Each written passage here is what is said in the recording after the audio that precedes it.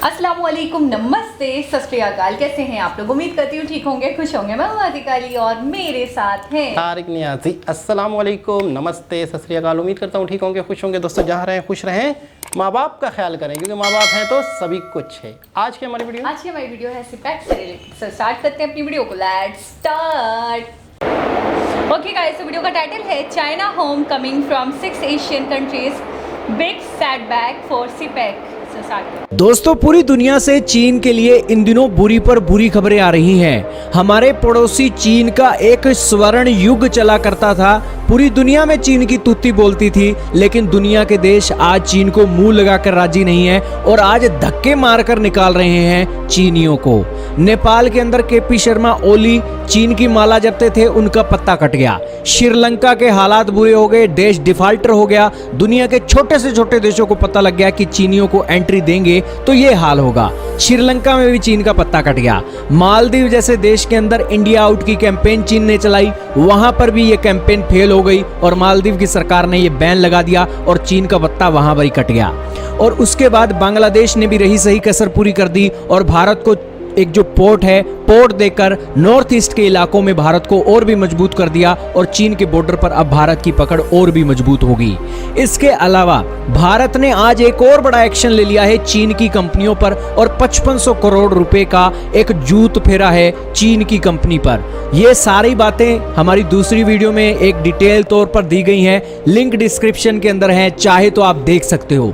लेकिन दोस्तों, ये सभी देशों की मार एक तरफ, पाकिस्तान की मार एक तरफ, क्योंकि पाकिस्तान चीन का आयरन ब्रदर है और पाकिस्तान से भी चीनियों की घर वापसी हो रही है।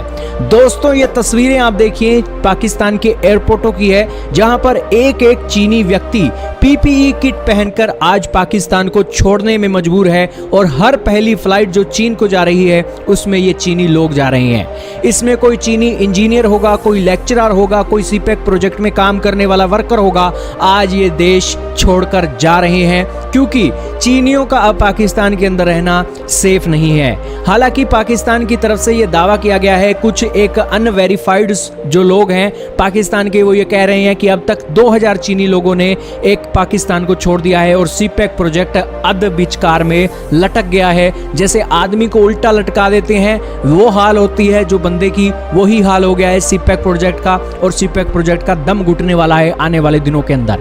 और दोस्तों, ये जाहिर सी बात है कि पाकिस्तान की फौज तो फेल हो गई है सिक्योरिटी देने के नाम पर और चीनी लोग मारे पर मारे जा रहे हैं और चीनियों की लाइफ बहुत कीमती है पाकिस्तानियों से।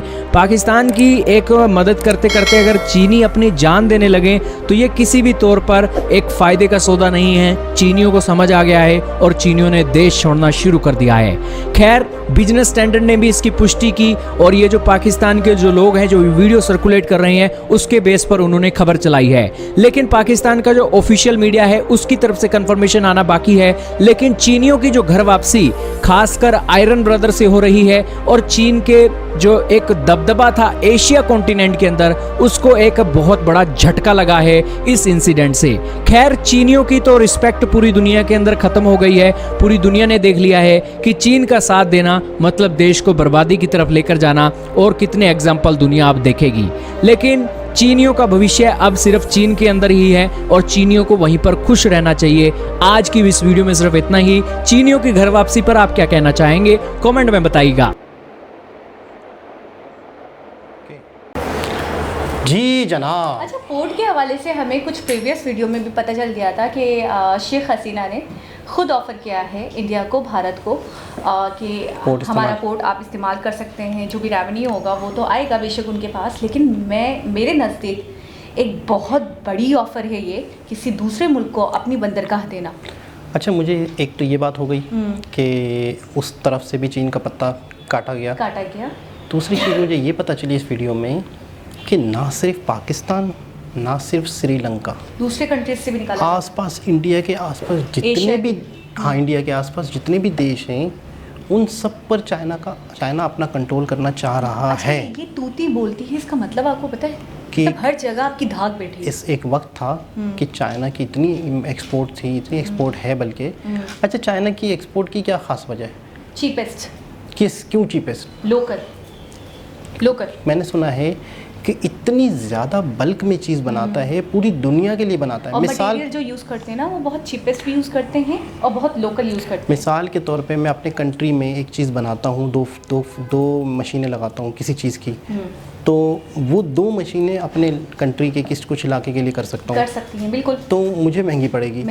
चाइना वही चीज़ 100 मशीनें लगा देगा बिल्कुल। और चाइना ना सिर्फ अपने कंट्री के लिए, चाइना दुनिया के लिए वो चीज़ बनाएगा। अच्छा, जो चीज़ आपको अपने कंट्री में इतनी सस्ती नहीं पड़ रही, चाइना उससे भी सस्ती बना के देगा, जबकि आप इंपोर्ट कर रहे हो एक तरीके से। तो ये वजह थी चाइना का जो तूती बोलता है। हाँ, और दूसरी बात ये कि सर्विसेज में ये इतने आगे नहीं है, नहीं, मैन्युफैक्चरिंग में बहुत आगे और बल्क में क्वांटिटी में बहुत। जैसे हमने इंडिया का सुना था कि इंडिया ने रिकॉर्ड तोड़ दिया था सर्विस एक्सपोर्ट में, बिल्कुल ऐसे तो हम दूसरी डिफरेंट चीज़ों में देखते हैं कि इंडिया ने इसमें रिकॉर्ड तोड़ा, इंडिया ने इसमें रिकॉर्ड तोड़ा, हर मुल्क का, हर कंट्री का।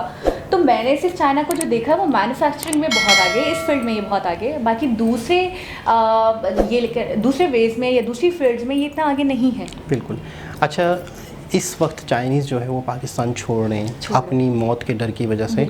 इसका मतलब है कि वो जो खातून थी उनका जो मामला था वो असर कर रहा है। अच्छा, लेकिन 1-2 वीडियो, अच्छा बोलिए। तो ये है कि उनका जो मामला असर कर रहा है, तो उनके नज़दीक ये था, उनका मकसद यही था कि किसी भी तरीके से हमारे देश से चाइनीज़ निकलें, इनके दिल में खौफ आ जाए, और ये लोग यहाँ से भागें और हमारे कंट्री को छोड़ें, और हमारे कंट्री के जो वसाइल हैं, हमारे कंट्री की जो ज़मीन है, हमारी कंट्री के जो पोर्ट्स हैं, हमारा जो बलूचिस्तान है वो हमारे पास ही रहे, जिससे हमारे ही नागरिकों को फ़ायदा हो, ना कि चाइना। अच्छा, लेकिन मुझे कहीं ना कहीं ये लगता है कि ये राइट वे नहीं था, सही तरीका नहीं था अपनी बात को समझाने का, अपने मौक़िफ़ को रखने का, कि किसी कोई भी नहीं कहेगा जान की बाजी कोई हार जाए आपकी ज़िद के सामने, आपकी है ना के सामने, आपके मौक़िफ़ के सामने, कि सिर्फ आपको राइट नहीं मिलता है, आपको मसला है। मैं बेजा ये नहीं कहना चाह रही कि उनके साथ कुछ नहीं हो रहा है, या वो गलत है, या उनका मुद्दा गलत है, वो गलत कर रहे हैं, फसाद गलत हो रहा है, ऐसा नहीं है, लेकिन तरीक़ेकार होता है हर चीज़ का। दूसरी बात ये है, जो भी थे आपको पता है, बड़े बड़े लेक्चरार हैं इनके, बड़ी मतलब इतने टीचर्स हैं जो वहाँ से आए हैं, जो अपनी चाइनीज़ लैंग्वेज सिखा रहे हैं। एक वीडियो में मैंने देखा, कराची यूनिवर्सिटी के कुछ लड़के और टीचर, जो उनके सब्जेक्ट टीचर थी, वो क्रिकेट खेल रहे हैं। ये लोग क्रिकेट नहीं खेलते तो इनको नहीं आता, तो लड़के उनको सिखा रहे हैं बाकायदा। वो भी हलाक हुई हैं इस इंसिडेंट में, वो भी हलाक हुई हैं। एक लड़के की पूरी छोटी सी एक ट्विटर पे मैसेज आया हुआ था, जिसमें वो कह रहे थे कि बाकायदा मेरी रात को बात हुई, जिससे मैंने कहा कि मैं ये चीज़ नहीं कर पा रहा हूँ, तो वो कह रही थी, यंग टीचर थी 22 साल की, वो कह रही थी कि नहीं कोई प्रॉब्लम नहीं है, आप सुबह आ जाएँ, हम इस पर बात कर लेते हैं। बोला इतनी कोऑपरेटिव थी वो, इतनी कोऑपरेटिव थी, जो भी प्रॉब्लम हो, जो भी इशू हो, वो मतलब है कि उसे सॉल्व करने में। अभी ये बता रहे हैं कि बहुत सारे डॉक्टर्स हैं, कुछ इंजीनियर्स हैं, कुछ वर्कर्स हैं जो जा रहे हैं, सारे छोड़ कर जा रहे हैं। तो आप चले, उनका तो है, वो तो सही है, चाइना तो हर तरफ से डूब रहा है बिल्कुल, लेकिन यहाँ पे हमें भी तो कितना लॉस हुआ। बिल्कुल जाहिर है, बहुत सारे प्रोजेक्ट होते हैं, बहुत सारे पाइपलाइन में होते हैं, अटक गया सिपैक। हाँ, जाहिर सी बात है कि इस वजह से देखिए, उनका मकसद ही, चाइनीज़ को टारगेट करने का मकसद ही ये है कि किसी भी तरीके से लॉस हो, किसी भी तरीके से ये जो मुआहदे हैं, जो चाइना हमारे यहाँ घुसा हुआ है, ये ख़त्म हो। अच्छा, वो जो लोग थे चाइना से जो आए हुए थे, उनका क्या कसूर, ठीक है ना? वो टीचर थे जो यहाँ पे लोगों को पढ़ा रहे थे, उनकी भी अपनी फैमिलीज़ होंगी, उनके भी अपने बच्चे होंगे। अच्छा, जब हम इस तरह का सोच लेते हैं कि यार हमने किसी को ख़त्म ही करना है, तो आप थोड़ी देर के लिए ये नहीं सोचते कि यार हमारे साथ जो गुजरा है, हमारी फैमिलियाँ हैं, हम परेशान हैं, हम दुखी हैं, तो हम किसी को इस तरह करेंगे तो। जाहिल इंसान की ब्रेन वॉशिंग करना बहुत आसान होता है, आप माने ना माने, आप जैसा कोई इंसान है, मैं आपकी ब्रेन वॉशिंग कैसे कर सकती हूँ, या आप मेरी ब्रेन वॉशिंग कैसे कर सकते हैं? जब मुझे सही और गलत की तमीज़ हुआ, एक ऐसी मतलब वो एम्फेस कर रही थी, जिन्होंने खुद को मतलब बॉम्बर सुसाइडर जो थी, जिन्होंने सुसाइड करा है, इस तरीके से अपने आप को उड़ाया है, तो वो एमफिल कर रही थी, मास्टर्स कर रही थी। दूसरी बात ये है, इतनी हाईली क्वालिफाइड थी, मैं एक बात कहूँगी। और दूसरी बात ये, उनके हस्बैंड के साथ मैंने एक फेसबुक पे उनकी वीडियो देखी, जिसमें बाकायदा वो बर्थडे सेलिब्रेशन कर रही है, इस तरीके से सेल्फीज ली जा रही है, बाकायदा वीडियोस बना रही हैं, बाकायदा मतलब मुझे बहुत बाशऊर, बहुत ज़्यादा ही बाशऊर, बहुत ही क्वालिफाइड लगी। और मैं हैरान हूँ, एजुकेटेड लोग ऐसी हरकतें कैसे कर सकते हैं? बिल्कुल, लेकिन ये जो मतलब किस तरीके से क्या करते होंगे, कैसा ब्रेन वॉश करते होंगे। छोटे बच्चा 7 साल 8 साल का बच्चा चले अपने आप को उड़ाता है, या 10-12 साल का बच्चा, या 15-16 साल का बच्चा, तो समझ आता है कि कच्चा दिमाग था उसका, उसकी ब्रेन वॉशिंग कर दी किसी मुल्ला ने, किसी मस्जिद में वो जाता था, उस इमाम ने कर दी, कुछ भी हम ये सुन लेते तो हम कहते हैं हाँ ठीक है, वो सुसाइडर था, उसने अपने आप को उड़ा लिया। एक ऐसी औरत जो इतनी मैच्योर है, जो फैमिली वाली है, जिसका हस्बैंड है, जिसके बच्चे हैं छोटे छोटे 2, उसकी किस तरीके से ब्रांड वॉशिंग कर दी। बिल्कुल वाकई, लेकिन ये कि हालात के पीछे के हालात क्या होते हैं, फिर किस तरीके से आहिस्ता होती है ये चीज़ें। लेकिन बहुत अफसोस की बात है, बहुत दुख हुआ जो लोग उसमें मारे गए थे, बहुत ही दुख। कीमती है, बिल्कुल ऐसा ही है। लेकिन ये है कि अब ये तय है कि बहुत अगर बाकायदा दोबारा हालात सेट हुए चाइना के साथ तो अब बहुत टाइम लगेगा।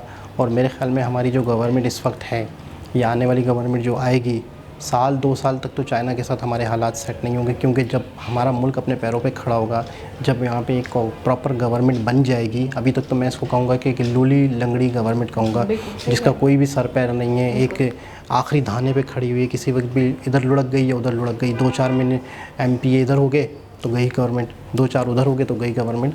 तो ये है कि इस गवर्नमेंट के होते हुए और दोबारा इलेक्शन होते, फिर कौन सी गवर्नमेंट आती है, फिर उसको सेट होने में 6 महीने, तो मैं समझता हूँ 2 साल तो कहीं भी नहीं गए चाइना के साथ दोबारा हालात बेहतर होने में। कॉम्पनसेशन के तौर पे वो हमेशा अमाउंट मांग लेते हैं, हमेशा रकम मांगते हैं। ये अभी तक ऐसी कोई न्यूज़ ऐसी नहीं आई है न्यूज़, लेकिन देखते हैं कि क्या ऐसा। मेरे लिए बहुत हैरानकुन है। ये भी अफसोस की बात है।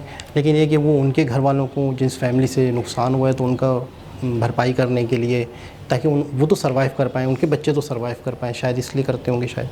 खैर दोस्तों, एक बहुत ही ज़बरदस्त वीडियो है जिसमें हमें ये पता चला कि चाइना ने चारों तरफ अपने पंजे गाड़े हुए हैं। हाँ, लेकिन अब उसका वो ढीले पड़ रहे हैं। अब उसका वो जो एक हैंगओवर था ना हर मुल्क के ऊपर, उसका जो एक दबदबा था, रोब था, वो ख़त्म हो रहा है। तो एक बहुत ज़बरदस्त वीडियो, दोबारा किसी वीडियो के साथ आपसे मुलाकात होगी। जब तक के लिए अल्लाह हाफ़िज़।